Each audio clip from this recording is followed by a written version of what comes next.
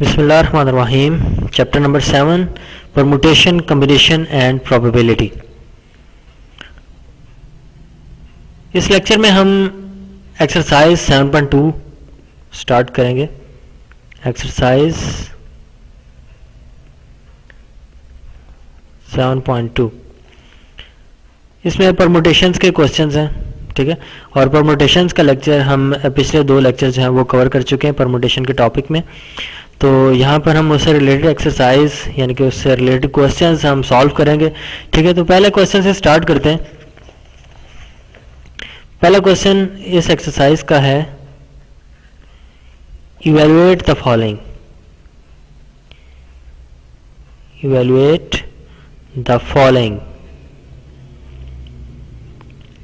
और फॉलोइंग में हमें जो है 5 जो है वो पार्ट्स गिवन है, ठीक है। उसमें से कुछ पार्ट्स हम सॉल्व कर लेते हैं। पहला पार्ट जो है उसमें हमें गिवन है 20p3, ठीक है। तो ये आपने इस तरह की फॉर्म देखी है पिछले लेक्चर में भी, यानी कि पिछले दोनों लेक्चर में हमने इससे रिलेटेड हमने जो है वो डिस्कस किया है। ये क्या चीज़ है, 20 क्या चीज़ है, इसमें 3 क्या चीज़ है, p क्या चीज़ है, ठीक है।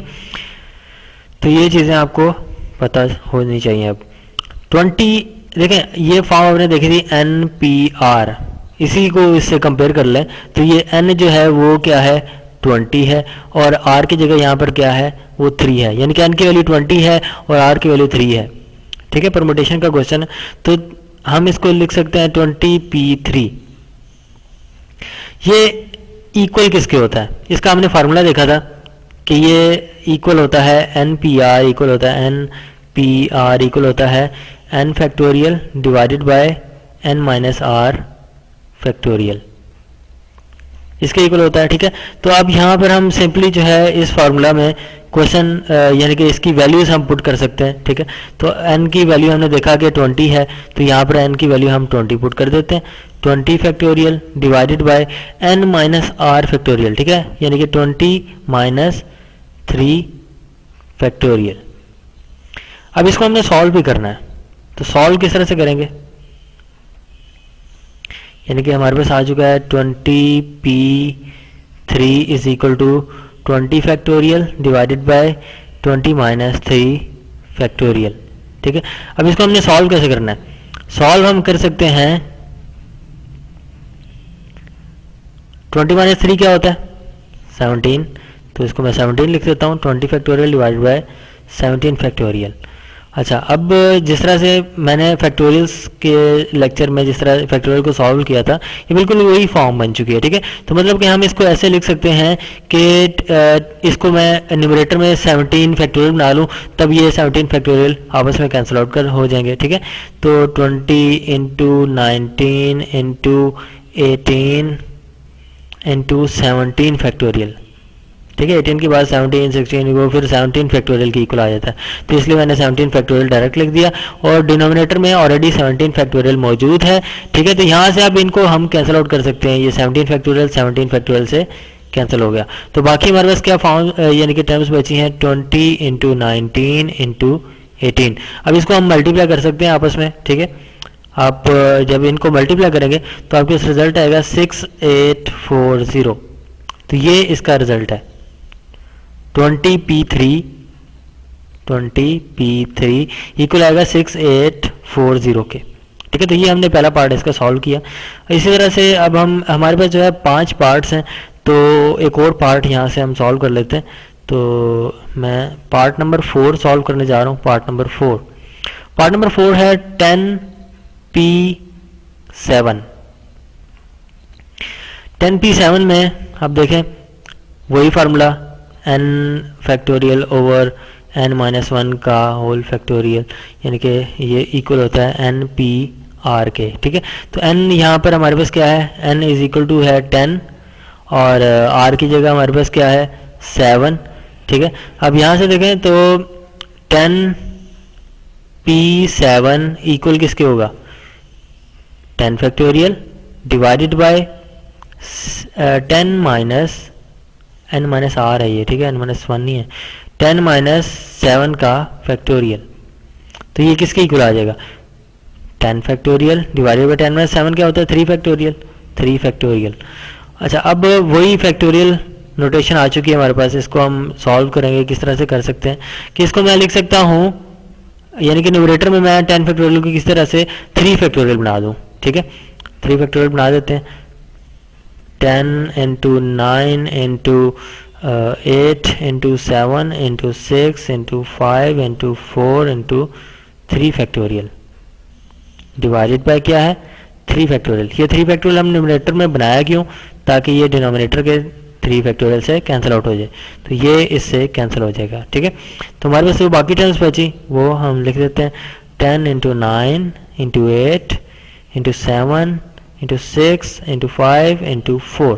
ठीक है, अब इन सबको आपस में मल्टीप्लाई आप कर दें, तो मल्टीप्लाई करने के बाद आपके पास जो रिजल्ट आएगा वो आएगा 604800। ठीक है, तो ये हमारे पास जो है इसकी वैल्यू आती है 10p7 की। ठीक है, बाकी पार्ट जो है इसके बिल्कुल सेम है, सेम मेथड है, उसमें बस कैलकुलेशन ही डिफरेंट है। तो यानी कि मेथड सेम है, बस मल्टीप्लाई क्या करना है, ये किस तरह से करना है वो आपने देखना है सिर्फ। ठीक है, बाकी वो पार्ट्स आप खुद से सॉल्व करें। तो ऐसा करते हैं कि अब हम, ये तो हो गया फर्स्ट क्वेश्चन, हम नेक्स्ट क्वेश्चन पे आते हैं, क्वेश्चन नंबर 2 पे। क्वेश्चन नंबर 2 में है find the value of n when. Question number 2 के भी 3 पार्ट्स हैं। ठीक है, तो मैं ट्राई करता हूं कि तीनों पार्ट्स यहां पर सॉल्व करूं। तो पहला पार्ट क्या है, पहला पार्ट है np2 इज इक्वल टू 30। ये हमें गिवन है, हमने यहाँ पर फाइंड क्या करना है, ये n की वैल्यू फाइंड करनी है। तो n की वैल्यू किस तरह से हम फाइंड कर सकेंगे, देखें NPR वही फार्मूला यहाँ पर लगेगा, लेकिन इसकी वैल्यू हमें गिवन है, यहाँ पे हमने सिर्फ n फाइंड करना है। ठीक है, तो वही हम फार्मूला यूज करते हुए हम n की वैल्यू फाइंड करने की कोशिश करते हैं। ठीक है, तो ये NPR किसके इक्वल होता है, n factorial over n minus r factorial. ठीक है, तो इस केस में आप देखें r क्या है 2 है, तो ये n माइनस 2 फैक्टोरियल हो जाएगा, और is equal to 30 already given है। ठीक है, अब यहाँ से हम किस तरह से फाइंड कर सकते हैं, देखते हैं सॉल्व किस तरह से हम इसको करेंगे। अब डिनोमिनेटर में देखें, फैक्टोरियल नोटेशन जब होती थी ना हमारे पास, तो हम क्या करते थे कि हम न्यूमरेटर जो डिनोमिनेटर में होता था उसको हम न्यूमरेटर में किसी तरह से बना के और कैंसिल आउट कर देते थे। लेकिन अब ये जनरल फॉर्म है, देखें ऊपर n फैक्टोरियल है, नीचे भी n माइनस 2 फैक्टोरियल है, तो क्या हम न्यूमरेटर में n माइनस 2 फैक्टोरियल किसी तरह बना सकते हैं, बिल्कुल बना सकते हैं। किस तरह से बना सकते हैं, देखें n फैक्टोरियल किसके इक्वल होता है, n into n minus 1 into n minus 2 and n minus 3 आगे चलता जाएगा। तो इसको मैं बल्कि लिख भी देता हूँ, n minus 3 into n minus 4 up to 3 2 1। ठीक है, इसी तरह से होगा ना, यानी कि 1 तक जाएगा। तो n माइनस 2 फैक्टोरियल डिनोमिनेटर में ऑलरेडी मौजूद है। तो यहाँ से आप देखें ये टर्म n माइनस 2 से लेकर यहाँ तक, ये क्या n माइनस 2 फैक्टोरियल के इक्वल नहीं है, बिल्कुल उसी के इक्वल है। ठीक है, तो हम यहाँ से लिख सकते हैं n into n minus 1 into n minus 2 का factorial divided by n minus 2 का फैक्टोरियल। तो ये वही चीज़ बन गई। ठीक है, जो हम जिस तरह से फैक्टोरियल नोटेशन को सॉल्व करते होते हैं, और इज इक्वल टू ऑलरेडी 30 जो है वो मौजूद है, तो वो मैं लिख देता हूँ। अच्छा, अब इसको हम कैंसिल आउट करते हैं, हमने बनाया क्यों, ताकि हम इसको कैंसिल कर सकें, यानी कि सिंप्लीफाई कर सकें। ठीक है, तो ये n माइनस 2 फैक्टोरियल जो है न्यूमरेटर और डिनोमिनेटर में कैंसिल आउट हो गया, और बाकी हमारे पास जो टर्म्स बची हैं वो है n into n minus 1 is equal to 30।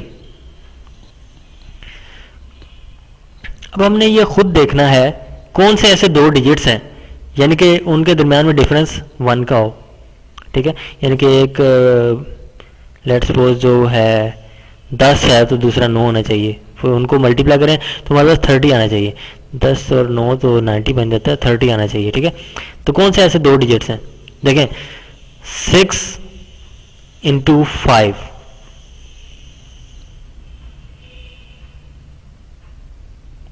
ये 6 है। अगर मैं 6n कहता हूं तो n माइनस 1 5 होगा। बिल्कुल ये वेरीफाई कर रहा है इस चीज़ को, और मल्टीप्लाई करें तो 30 भी आ रहा है, ठीक है। इस चीज़ को वेरीफाई तो और भी कर सकते हैं, 10 और 9 भी कर सकते हैं। 10 में से 1 माइनस करो 9 आता है, लेकिन ये 30 नहीं इसका प्रोडक्ट बनता है, ठीक है। हमने ऐसे दो डिजिट्स देखने हैं जिनका डिफरेंस आपस में 1 का हो और वो उनका प्रोडक्ट इज इक्वल टू 30 का हो, ठीक है। तो ये 6 और 5 ऐसे हैं।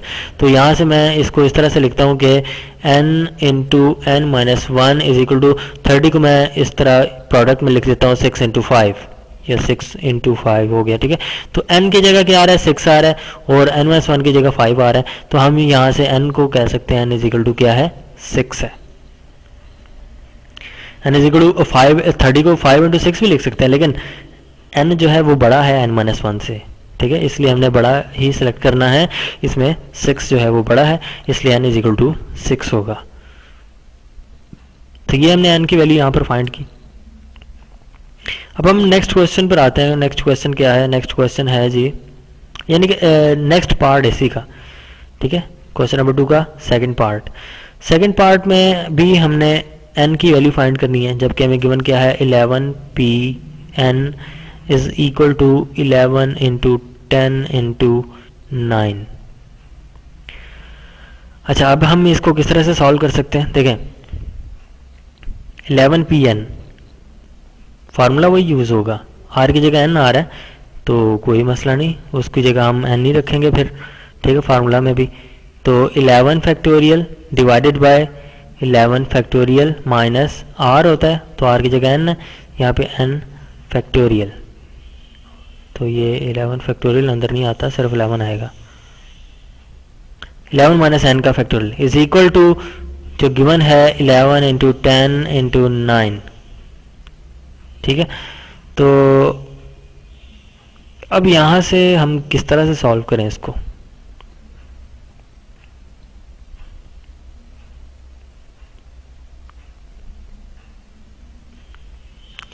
इस 11 फैक्टोरियल को मैं लिख सकता हूँ 11 इंटू 10 इंटू 9 इंटू 8 इंटू 7, आगे अगर इसको मैं 8 फैक्टोरियल लिख दूँ तो यहाँ तक रहे 11 माइनस n पहले से मौजूद है, ठीक है, is equal to 11 into 10 into 9। अब ये देखें 11 इंटू 10 इंटू 9 इस साइड पे भी है, इस साइड पे भी, तो ये दोनों आपस में कैंसिल आउट हो सकते हैं, ठीक है। तो ये इसको हम कैंसिल कर देते हैं, मैंने बनाया ही इसलिए, ये फॉर्म बनाई इसलिए ताकि ये आपस में कैंसिल आउट हो जाए। तो हमारे पास बाकी जो टर्म्स उसी तरह से आ जाएंगी, 8 फैक्टोरियल ओवर 11 माइनस n का फैक्टोरियल इज इक्वल टू 1। तो क्रॉस मल्टीप्लिकेशन कर लेते हैं, तो 8 फैक्टोरियल किसके इक्वल आ जाएगा, 11 माइनस n फैक्टोरियल के, ठीक है। तो 11 minus n factorial is equal to 8 factorial है, तो 11 माइनस n, यहाँ से हम n खुद डिसाइड कर सकते हैं।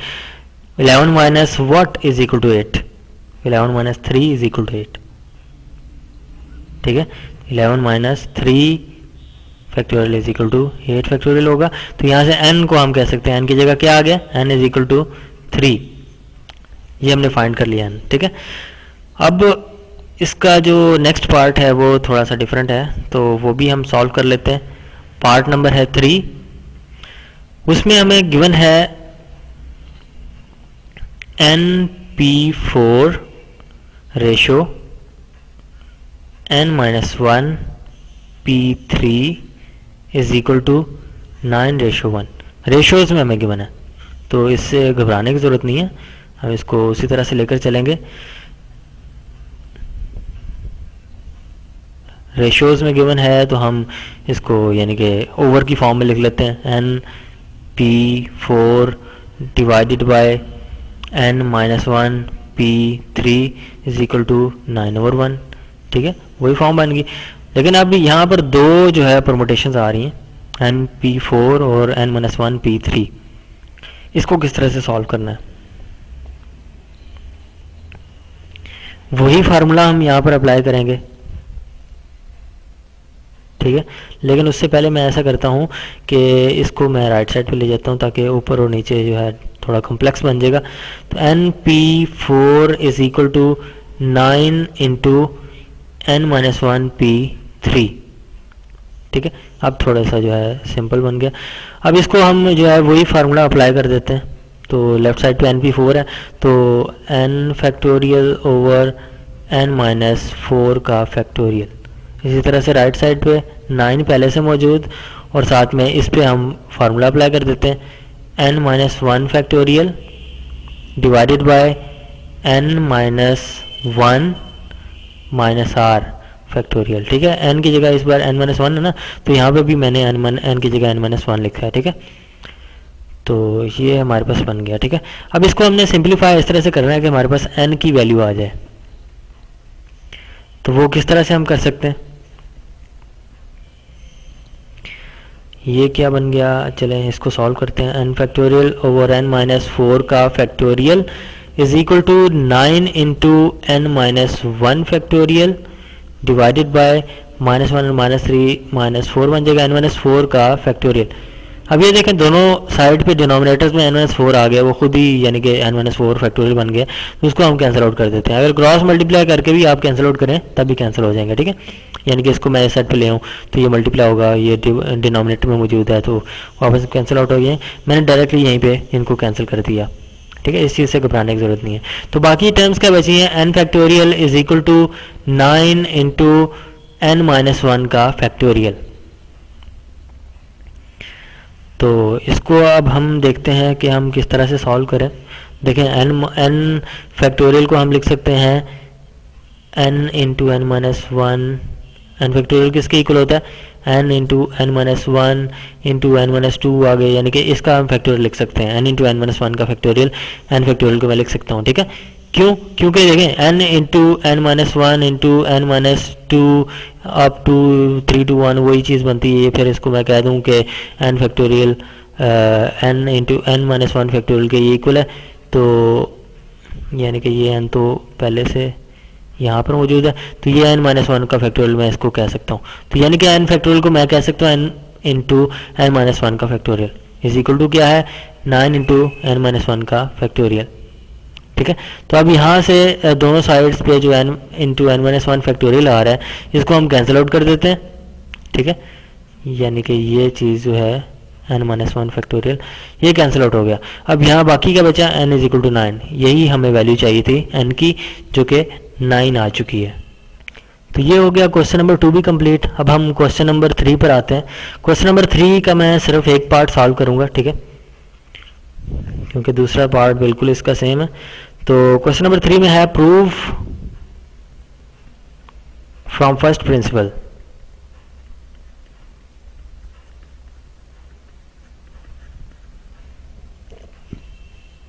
क्या प्रूफ करना है हमने, NPR is equal to n into n minus 1 PR minus 1, ये हमने प्रूव करना है यहाँ पर। तो ये हम किस तरह से प्रूव करते हैं, देखिए फर्स्ट प्रिंसिपल क्या था। फर्स्ट प्रिंसिपल में हमने देखा था कि कितनी प्लेसेस मौजूद हैं, कितने ऑब्जेक्ट्स हैं, उस हिसाब से फिर हम उसको किस तरह से अरेंज करके लिख सकते हैं। ठीक है, तो ये वही चीज़ है। इसमें हम कह सकते हैं कि R जो है वो नंबर ऑफ प्लेसेस है, R जो है वो क्या है नंबर ऑफ प्लेसेस, और N क्या है वो है नंबर ऑफ ऑब्जेक्ट्स। ठीक है, तो फर्स्ट प्लेस, ये फर्स्ट प्लेस, उसके लिए जब हमारे पास जो है नंबर ऑफ प्लेसेस R हैं, ठीक है, इस तरह से मैं कह देता हूँ ये नंबर ऑफ प्लेसेस क्या हैं R हैं, तो फर्स्ट प्लेस के लिए, और नंबर ऑफ ऑब्जेक्ट्स क्या हैं N है, तो फर्स्ट प्लेस के लिए ऑप्शंस N होंगी। ये हम पहले से डिस्कस कर चुके हैं। ठीक है, उससे रिलेटेड क्वेश्चन है इसलिए मैं थोड़ा इसको फास्ट लेकर चल रहा हूँ। तो सेकंड ऑप्शन जो प्लेस है उसके लिए ऑप्शन कितनी होगी, एक निकल गई है तो n माइनस 1 ऑप्शन, इस तरह से n minus 2 and up to r places है ना जब, तो n माइनस r माइनस 1। ठीक है, तो हमारे पास क्या ऑप्शन बचे, n minus r minus 1, last one जो हमारे पास बॉक्स बचा या प्लेस बची उसके लिए ये इतनी ऑप्शंस बचती हैं। ठीक है, तो हम इसको कह सकते हैं NPR is equal to n into n minus 1 into n minus 2 up to n minus r minus 1। ठीक है, ये है एन पी आर इक्वल इसके। तो यहाँ से आप देखें सेकंड वन क्या है, राइट साइड यानी कि n into n minus one p r minus 1। तो इसमें हमारे पास क्या है, नंबर ऑफ ऑब्जेक्ट्स कितने हैं, नंबर ऑफ ऑब्जेक्ट्स इक्वल हैं n माइनस 1 के, और नंबर ऑफ प्लेसेस कितनी है, नंबर ऑफ प्लेसेस वो है r माइनस 1। ठीक है, तो यहाँ से हम कहते हैं first box, second box, third and so on, number of places r minus 1 है। ठीक है, फर्स्ट के लिए ऑप्शन n माइनस 1 यानी कि जितने नंबर ऑफ ऑब्जेक्ट्स होते हैं उतने होते हैं, उसमें से फिर सेकंड के लिए माइनस कर दें एक, तो n माइनस 2 हो जाएगा, ये n माइनस 3 हो जाएगा, and up to n minus r minus 1 ये बनता है। और ये कैसे बनता है ये भी देख लेते हैं। देखें पहले हमने क्या बात की थी कि लास्ट के लिए हमारे पास क्या होता है, जब r प्लेसेस होती हैं और n ऑब्जेक्ट्स होते हैं तो n माइनस r माइनस 1 ये होता है। ठीक है, अब हमारे पास नंबर ऑफ ऑब्जेक्ट्स कितने हैं, n माइनस 1, तो n की जगह n माइनस 1 आ जाएगा, n माइनस 1, और इसी तरह से ये माइनस यहाँ पर आ गया। r की जगह हमारे पास नंबर ऑफ प्लेसेस कितने हैं, r माइनस 1। ठीक है, तो ये r माइनस 1 और फिर ये वाला माइनस 1 दोबारा साथ में लिख देता हूँ। ठीक है, अब इसको आप यानी कि कैलकुलेट करके या सॉल्व करके देख लें, n माइनस 1 माइनस r और प्लस 2 हो जाएगा। ठीक है, अंदर ये ऐड हो जाएंगे तो माइनस 2 और माइनस से मल्टीप्लाई होगी प्लस 2, तो ये बन गया n माइनस r प्लस 1। ठीक है, 2 माइनस 1 इज प्लस 1। अब यहाँ से आप दोबारा से जो है माइनस कॉमन ले लें, n माइनस r माइनस 1 इसी के इक्वल आ गया, n माइनस r माइनस 1 के। ठीक है, तो वही चीज़ मैंने वहाँ पर लिख दी, यानी कि हमारे पास जो है n minus 1 p r minus 1 is equal to किसके है, n minus 1 into n minus 2 up to n minus r minus 1 के। ठीक है, तो अगर मैं दोनों साइड्स पे n से मल्टीप्लाई कर दूं तो ये क्या बनेगा, ये क्यों मैंने मल्टीप्लाई किया, ताकि मेरे पास जो राइट साइड है वो मैं बना सकूं, क्योंकि n into n minus 1 p r minus 1 है। ठीक है, तो राइट साइड मैंने बना दी। अब यहाँ से ये राइट साइड की इसके इक्वल आ चुकी है। ठीक है, इसको मैं इक्वेशन नंबर 2 कहता हूँ, और जो ऊपर इक्वेशन हमने बनाई थी वो इसको मैं इक्वेशन नंबर 1 कहता हूँ। ठीक है, अब दोनों इक्वेशन को देखें, राइट साइड जो है उनकी, यानी कि ये side n into n minus 1 into n minus 2 up to n minus r minus 1 के इक्वल है। ठीक है, ये इक्वेशन नंबर 2 की राइट साइड भी उसी के इक्वल है। मतलब दोनों इक्वेशन की जब राइट साइड इक्वल है तो दोनों की लेफ्ट साइड भी इक्वल होनी चाहिए। तो लेफ्ट साइड क्या है, n p r is equal to n p r, ये लेफ्ट साइड है पहली इक्वेशन की, और दूसरी इक्वेशन की लेफ्ट साइड क्या है, n into n minus 1 p r minus 1। ठीक है, तो इसी को हमने इक्वल प्रूव करना था, जो कि हमने इस तरह से प्रूव कर दिया। तो यहाँ पर इस लेक्चर को ख़त्म करते हैं, 3 क्वेश्चन सॉल्व हो चुके हैं। ठीक है, इसका सेकंड पार्ट आप खुद से ट्राई कीजिए, बिल्कुल सेम है, सेम एक्सप्लेनेशन है। तो यहाँ पर ये लेक्चर ख़त्म करते हैं और नेक्स्ट लेक्चर से हम नेक्स्ट क्वेश्चन स्टार्ट करेंगे।